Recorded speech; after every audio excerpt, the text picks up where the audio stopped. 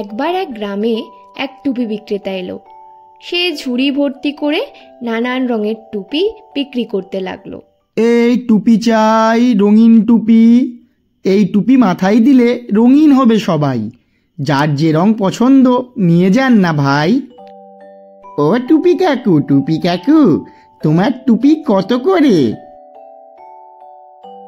একটা টুপি 2 আনা, দুটো নিলে 3 আনাই দিয়ে দেব। আমাকে 2টো টুপি দিন তো।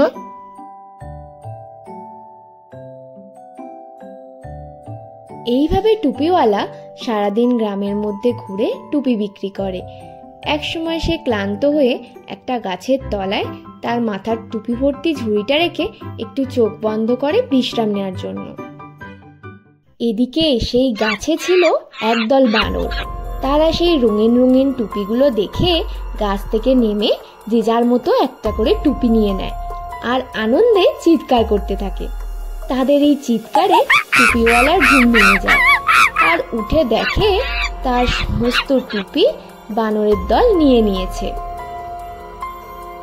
এই বদমাশ বানরের দল, আমার টুপিগুলো ফিরিয়ে দে বলছি।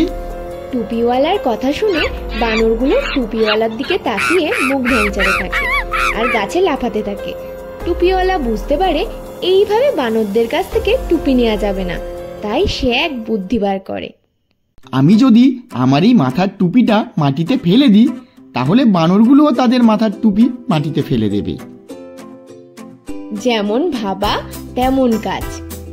টুপিওয়ালা তার মাথার টুপিটা নিয়ে যেই মাটিতে ফেলে দেয়, বানরগুলোও তার দেখা দেখি টুপিগুলোকে নিয়ে তাদের মাথা থেকে মাটিতে ফেলে দেয়। আর টুপিওয়ালা মনের সুখে সেই টুপিগুলো নিয়ে ঝুড়ির মধ্যে ভরে, তারপর বিক্রি করতে চলে যায়।